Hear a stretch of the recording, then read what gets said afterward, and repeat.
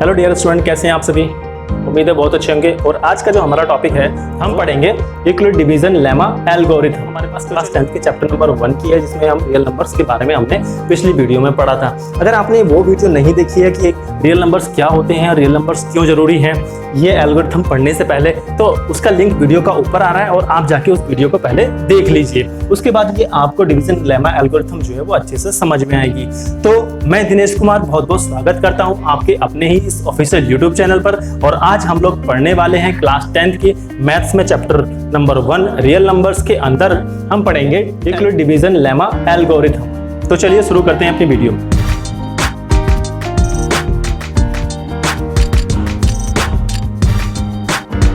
तो दोस्तों, अगर मैं बात करूं यूक्लिड डिवीजन लेमा एल्गोरिथम, ये क्या है एल्गोरिथम, तो सबसे पहले मैं एल्गोरिथम का इसका जो कॉन्सेप्ट है वो लिख देता हूं। मान लीजिए a is equal to BQ plus R, और यहाँ पर कंडीशन दे रखी है कि 0 से ग्रेटर देन, ठीक है, और R लेस देन B। अब ये क्या है A B Q, यहाँ पर मैं मान लेता हूँ let A and B are, ठीक है, पॉजिटिव इंटीजर मान लेते हैं या फिर इंटीजर मान लेते हैं। हमने इंटीजर मान लिया, इंटीजर्स है, और यहाँ पर हमने Q और R को भी इंटीजर मान लिया एंड, ठीक है, Q and R also integers. ठीक है, हमने क्या करा कि इस इक्वेशन को, ये जो इक्वेशन लिखी है, इस इक्वेशन में दिया हर एक वेरिएबल A, B और Q, R को हमने क्या माना है, एज ए इंटीजर माना है। अगर इंटीजर नहीं जानते इंटीजर क्या होते हैं, तो दोस्तों ऑलरेडी हमने इसकी वीडियो जो है वो अपलोड कर दी है, आप वो वीडियो देख सकते हैं। ठीक है, तो अब आगे बढ़ते हैं। आगे क्या बोल रहा है कि जो R है, R की वैल्यू 0 से क्या बोल रहा है, बड़ी हो सकती है, बराबर हो सकती है, बट लेकिन B से छोटी होगी। तो इसका मतलब क्या हो गया, B is greater than R। मैं यही तो कहना वाला हूँ, B is greater than R। यही चीज तो ये कह रही है कि R जो है भाई वो B से छोटा है। देख लीजिए आप, R जो है B से छोटा है, लेकिन R की वैल्यू क्या होगी, B से लेस देन होगी। अब ये कॉन्सेप्ट है क्या, ये किस लिए इस्तेमाल किया गया, क्या ये हमें मैथ्स पढ़ना जरूरी है, क्या ये हमारे उन सवालों का जवाब देता है जिसके लिए मैथ पढ़ रहे हैं। तो बहुत सारे बच्चों को इस पर बहुत ज्यादा कंफ्यूजन रहता है, तो आज मैं वो कंफ्यूजन दूर करने वाला हूँ फ्रेंड्स। तो अगर मैं बात करूँ यूक्लिड डिवीजन लेमा एल्गोरिथम की, तो ये एल्गोरिथम हमें ये बताती है कि किन्हीं दो नंबरों का आप HCF कैसे निकाल सकते हैं, किन्हीं दो नंबर्स का HCF कैसे निकाल सकते हैं। जैसे एग्जाम्पल के तौर पे हम समझ लेते हैं, पहले एग्जाम्पल के तौर पे समझ लेते हैं, देन उसके बाद हम इस पे काम करेंगे। मान लीजिए कोई दो नंबर है, एक 2 है और एक 5 है, और आपने बचपन से पढ़ा भी होगा। आपने 2 से अगर 5 को डिवाइड किया होगा तो देखिए 2 2 4, कितना रिमाइंडर बचा, 1। इस तरीके से आपने ये किया भी होगा। अगर मैं इस वैल्यू की बात करूं तो ये हो जाता है हमारे पास रिमाइंडर, जिसे हम डिनोट कर रहे हैं R से। ठीक है, इसे बोलते हैं क्वोशंट। ये क्वोशंट हो गया, ये आपका Q हो गया। ठीक है, अब ये वाला जो नंबर है ये हमारे पास कहलाता है डिविडेंड। ठीक है, और ये नंबर जो है वो है डिवाइजर। समझ लीजिए, डिवाइजर, डिविडेंड, क्वोशंट और रिमाइंडर, यही चीजें यहाँ लिखी हुई है।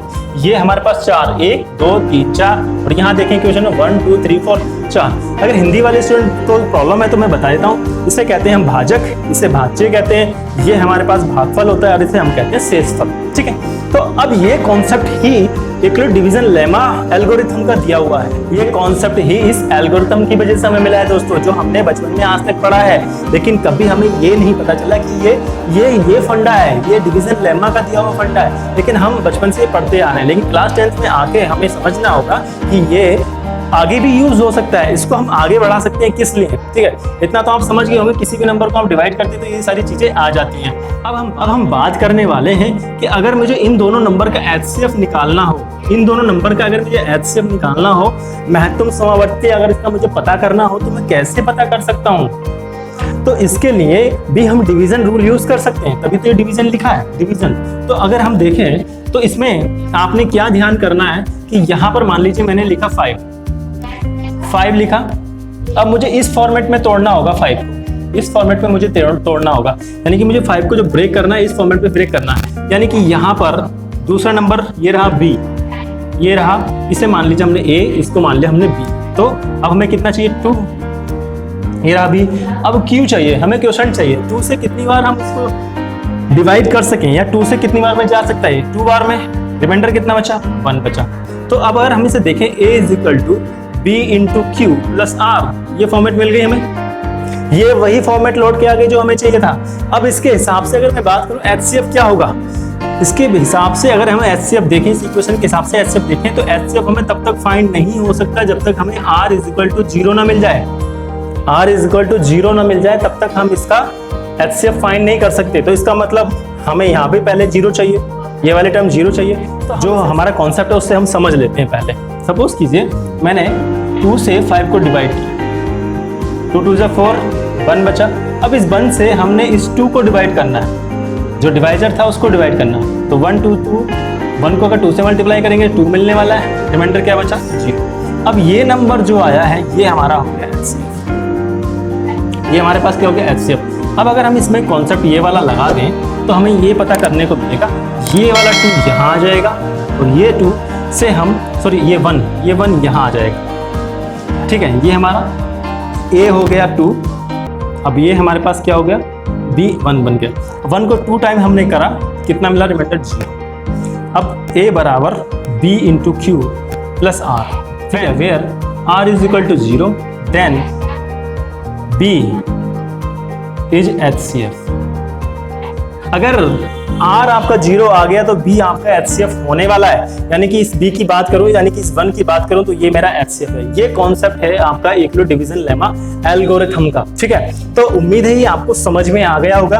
अब आगे बढ़ते हैं कि ये आपकी डिवीजन लेमा एल्गोरिथम जो है वो काम कैसे करती है। तो इसमें 3 स्टेप फॉलो किए जाते हैं जैसे कि मैंने अभी आपको बताया है। तो वो 3 स्टेप कौन कौन से हम देख लेते हैं। तो पहला जो हमारे पास रूल नंबर 1 है, ठीक है, रूल नंबर 1 या हम इसे स्टेप नंबर 1 भी कह सकते हैं। पहला स्टेप क्या कहता है कि कोई 2 नंबर अगर आपको दे रखे, मान लीजिए मेरे पास 15 और 12 दे रखा है, ये मेरा A, ये मेरा B, A is greater than B, ये कंडीशन होनी चाहिए, तभी आप इसमें ये यूक्लिड डिवीजन लेमा एल्गोरिथम जो है आप अप्लाई कर सकते हैं। अगर मैं रूल नंबर 1 या स्टेप नंबर 1 की बात करूं तो सबसे पहले क्या करेंगे, हम अप्लाई करेंगे। अप्लाई किसे करेंगे, अप्लाई, ठीक है, यूक्लिड, ये नाम थोड़ा मैं बड़ा कर देता हूं, यूक्लिड लेमा, ठीक है, ये वाली एल्गोरिथम हम अप्लाई कर देंगे। अब क्या अप्लाई करने के बाद क्या करेंगे, फाइंड आउट करेंगे। फाइंड आउट क्या करेंगे, फाइंड आउट करेंगे Q और R। क्या फाइंड आउट करेंगे, फाइंड आउट करेंगे Q and R।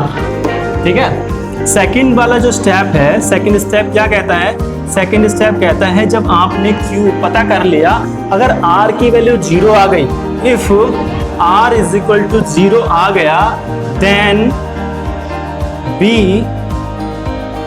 must be HCF of A and B। अभी ये आपको मैंने एग्जाम्पल में बताया था कि B कौन सा हो सकता है। ये B हमारा क्या है, वो दूसरा नंबर है जिसको हमने पहले वाले नंबर से पता किया है, यानी कि ये रिमाइंडर रहा होगा पहले स्टेप का। ठीक है, उसके बाद ये डिवाइजर बना है दूसरे स्टेप में। मैंने एग्जाम्पल में बताया भी था, जैसे मान लीजिए अभी हमने देखा था 5 को 2 से डिवाइड करा था, 1 बचा, ये 2 यहाँ आ जाएगा। अब ये क्या बन गया, डिविडेंड बन गया। लेकिन इसके लिए ये वाला जो डिवाइजर है ये यहाँ पर क्या बनेगा, डिवाइजर बन जाएगा। 1 से हम 2 को डिवाइड कर रहे हैं 2 टाइम्स में, प्लस 0, तो ये बना हमारे पास B और ये बना Q। समझ में आ रहा है। तो ये B जो है ये हमारे पास ये वाला B है।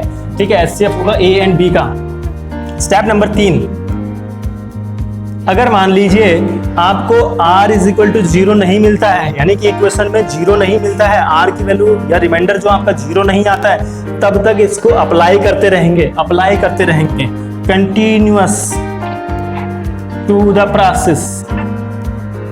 ठीक है, कंटिन्यूस टू द प्रोसेस। इस प्रोसेस को हम कंटिन्यू करते रहेंगे दोस्तों।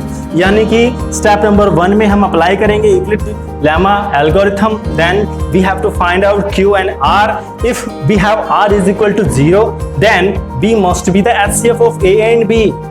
If you are not able to find out R is equal to 0, then you must have to go to the step 3rd to continue the process.